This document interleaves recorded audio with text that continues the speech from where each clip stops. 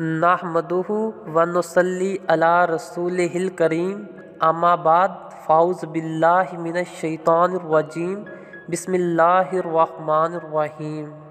لقد کان لکم فی رسول اللہ اسوۃ حسنہ، یقیناً رسول اکرم صلی اللہ علیہ وآلہ وسلم کی زندگی تمہارے لیے بہترین نمونہ ہے۔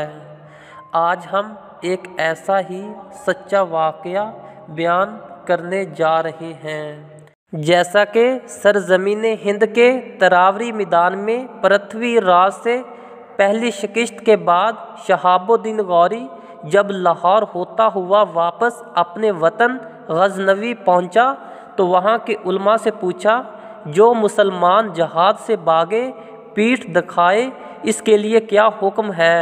علماء نے کہا، وہ گناہ گار اور لائق سزا ہے۔ یہ فتویٰ حاصل کرنے کے بعد غوری نے اپنے تمام شکست خوردہ فوجی سرداروں کے منہ پر تو برے چڑھائے بازاروں میں گھمایا۔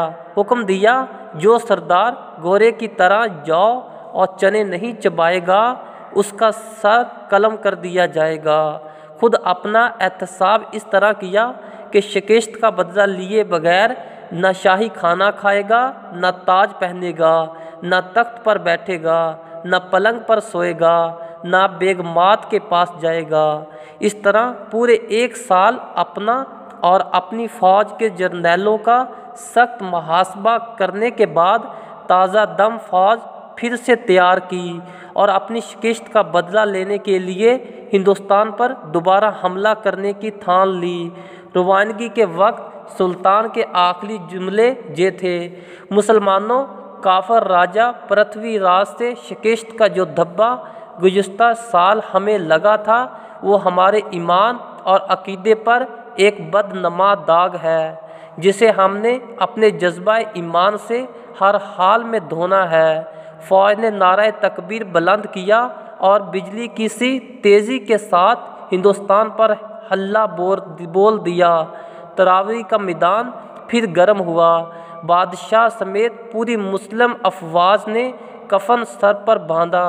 اس گمسان کا رن پڑا کہ آن کی آن میں ہزاروں دشمن کھیت رہے۔ راجپوتوں کو شکست فاش ہوئی۔ ہندوستانی جرنیل کھانڈے راؤ میدان جنگ میں قتل ہوا اور اس طرح غوری فتح یاب ہو کر تاریخ میں سنہری باب کا اضافہ کر گیا۔ سبحان اللہ، سبحان اللہ۔